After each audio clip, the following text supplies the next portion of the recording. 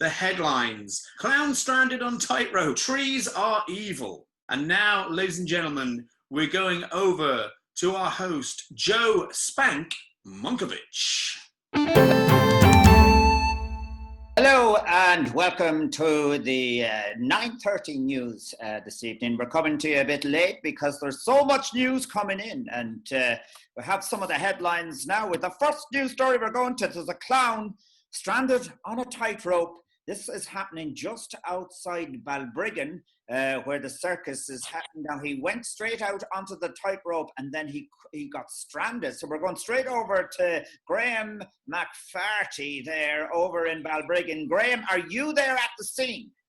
Yes, I'm here on the scene, and it is incredible. What an absolute shambles.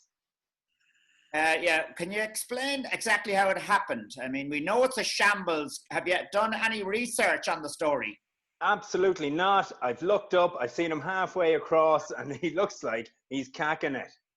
Well, we have Sharon McDoody here, who's the head of the Clown the Clown Association, CA. And Sharon, certainly, is this happening a lot with clowns? And do you have cover if they get stranded?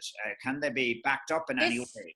This is happening all the time within the clown community, and people don't realize it's one of the perils of the job. People don't understand. People think you're the clown. They think you make people laugh. They think it's funny. You wear a red nose. You're meant to make people laugh. That's what you're meant to do. Yeah, I'm not disputing that, Span, but what I'm saying is there are dangers that come with the job, you know. People think it's all fun and games. You throw the water, you make the kids laugh, you wear the big shoes, you know, but there's more to it than that, you know.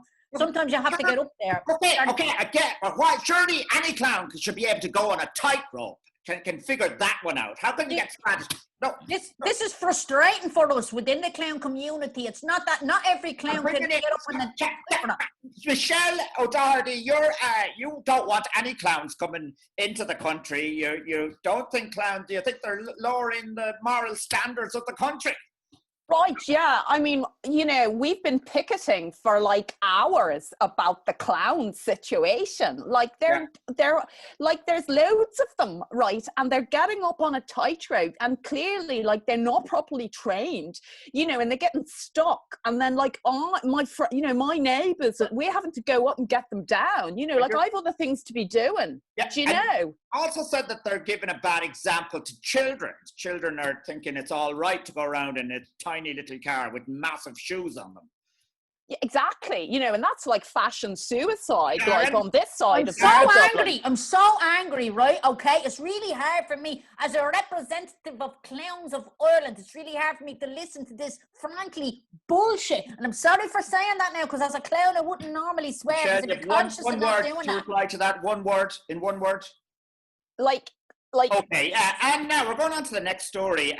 Trees are evil, and we have Father Graham Flynn here, who's the parish priest of Ballinasloe, and he's here to warn us that trees are evil. Father Graham? Hello, thanks so much for having me on the news, Spank. Just the other day, I walked by a tree and it clearly hit me in the face with a branch, and then I walked by another one and it spat at me.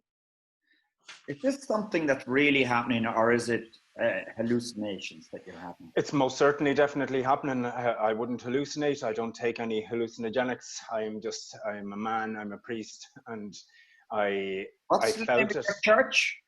My church is the church, it's of Catholicism. Is it?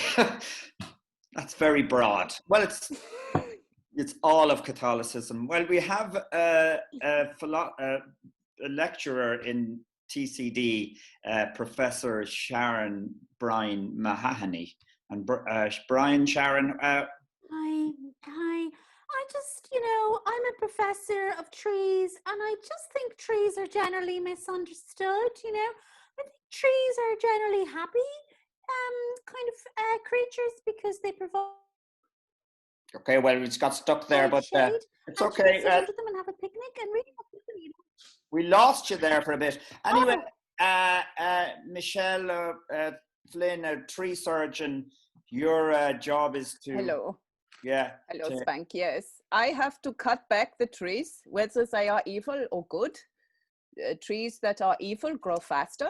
And so it seems as if they are attacking. But are you found evil? Where would you find the evil? Where is it inside the tree? Is it come out in the sap? How do you come? I tell you where you find it. You find it down here in the Church of Catholicism, right there in the garden of the Church of Catholicism. That's where you'll find the evil trees. And you believe that it was a tree in the Garden of Gethsemane that tempted Jesus to eat sugar. I just think this is so unfair against trees. Can we just stop the tree bashing? Right. It's a scientific fact that some trees have an aggressive sap. That may be what people think is evil. Maybe the sap comes out. Maybe you're an aggressive sap. How about that? Oh dear. Father Graham, maybe leave it to last. You've written a prayer anyway to try and ward off the evil of trees. So can we just pray with Father Graham now? In the name of the Father, Son, and Holy Spirit. Lord, our Father who art in heaven, get rid of the evil trees. Thy kingdom come, thy will be done. Please get rid of the evil trees. Very like our Father, except amen. I wasn't finished. Amen. Okay, well, that is the news. Very Catholic.